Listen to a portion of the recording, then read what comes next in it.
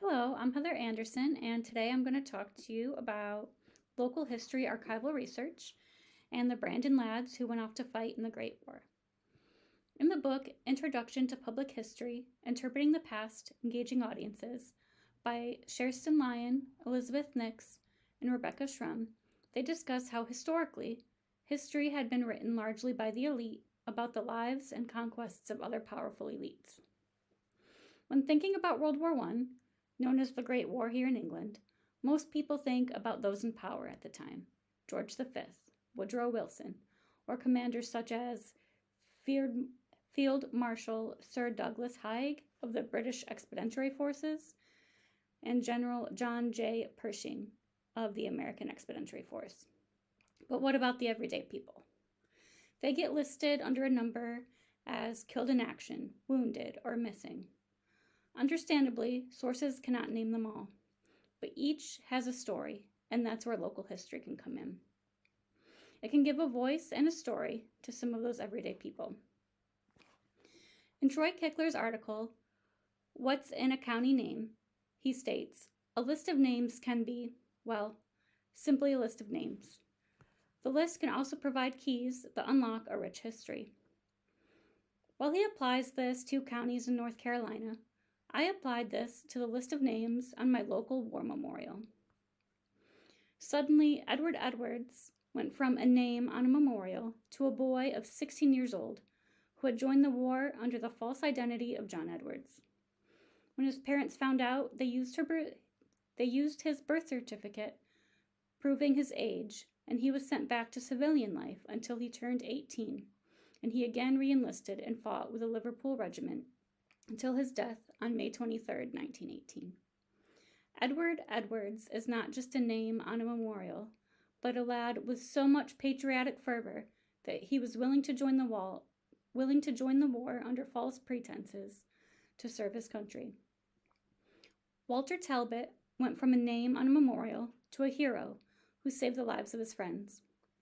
In a letter to his parents, his friend Corporal Henry Wharf writes, I want to assure you all of his great bravery. It was he alone that got half the trench back and saved us from all getting wiped out. Somehow between us, we used their bombs and sent them back. Walter threw them, and I got them ready. It was impossible for me to do anything as they were so close on us. We were always the best of friends. I might almost say like brothers, as we seldom did anything without each other's consent. Not just a name, but a hero, a friend, a son.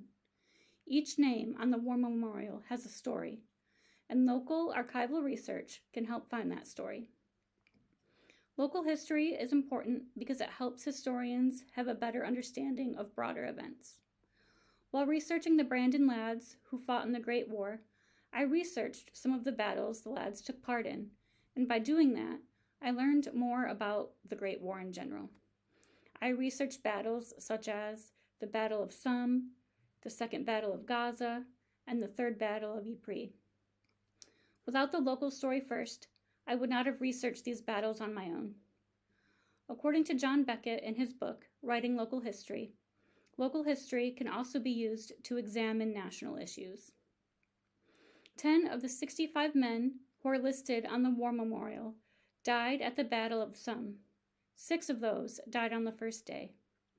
This leads to the question, why did so many lads from Brandon die on the same day? After researching, I found the answer. When war broke out on August 4th, 1914, Horatio Herbert Kitchener, the first Earl of Kitchener, became the Secretary of State for War and started a recruitment campaign to enlist men ages 19 to 39 who were over the height of 5 foot 3 inches. 5 foot 3 inches. These men were told they could serve in the same battalion as their mates, and they became known as PALS battalions. 2,466,719 men enlisted between August 1914 and December 1915. 49 of those were lads from Brandon who went off to Norwich to volunteer with the 7th Norfolk Regiment. With so many lads from Brandon in the same regiment, it is no wonder that 10 from Brandon gave the ultimate sacrifice and left the town of Brandon in deep mourning. Examining the local story of Brandon's lads leads to a bigger national issue, the problem of the Pals battalions. One battle could devastate a town, and the Pals battalions would soon become a thing of the past. Beckett also states that good local history writes with an understanding of context. A historian needs to not only tell what happened, but why it happened. Why are there 65 names on the Brandon War Memorial for the Great War? It starts with Britain declaring war in 1914. To look further into the why, it is best to look at the regiment war diaries, some of which can be found online through the National Archives, and others can be found at the Norfolk Regiment Museum, which has its own archives, and the local Suffolk Archives. A historian can find the date and read a first-hand account of what happened that day. The Regiment War Diary from the 7th Norfolk Regiment for October 13, 1915, describes the day Walter Talbot died. At 2 p.m., the 7th Norfolks launched an attack, but the smoke cloud they had made for cover had cleared. About 50 of the men managed to gain footing in the German trench and took it for about 200 yards, until they ran out of supplies and were forced to retreat. Within the first 20 yards, German machine guns took out some of the men, killing 66, wounding 196, and 160 were listed as missing. Another issue Beckett points out is that local history needs to be issue-driven, not source-driven. More than one source is needed, as studying only one source will never produce good quality local history. As the range of sources have widened, the need to link the material together has grown. All historians recognize that the more evidence, the stronger the case. Using the local newspaper, I found the letter to Walter Talbot's parents, and using the archives, I found the regiment's war diary, stating what happened that day.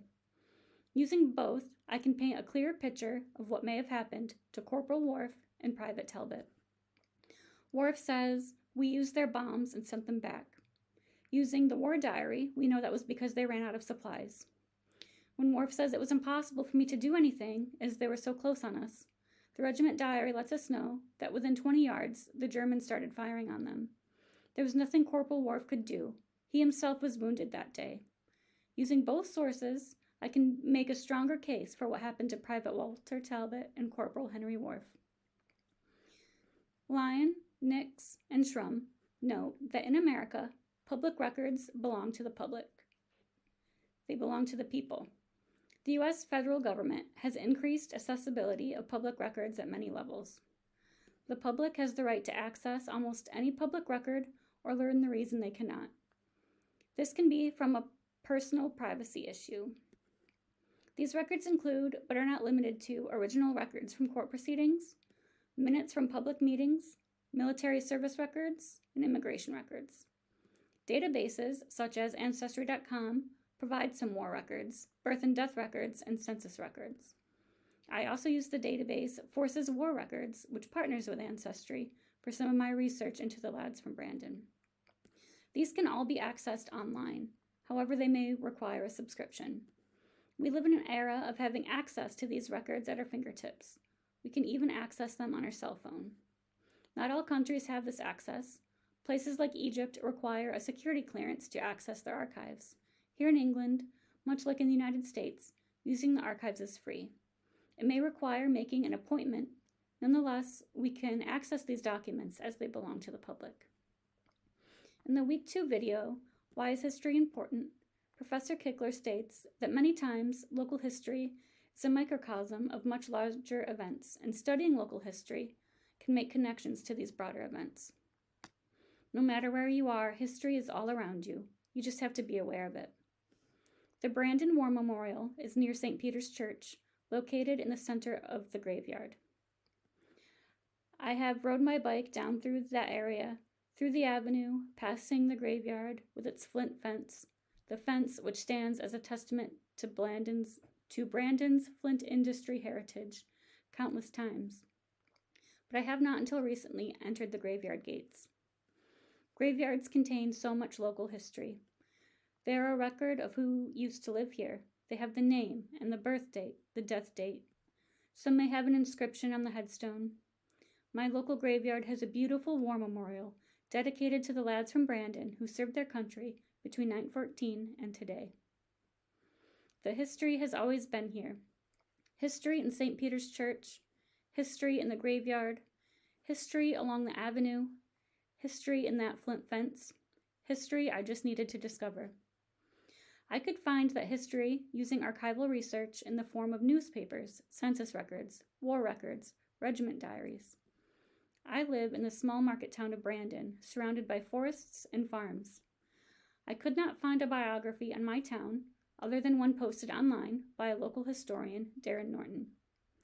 Which is perhaps for the best, as Beckett argues that town biographies can be gilded, celebratory accounts that tend to emphasize politics and politicians, local government, and political issues. Norton did not do this. His writing focuses on the community and the people. That's what local history is to me. While the definition may vary, to me it is the history of your community and the people who have lived in it. That is why archival research is important, to find the story of local people. You could talk to the locals, but if you're looking further back in time, all you have to do is a little research into the archives. Thank you.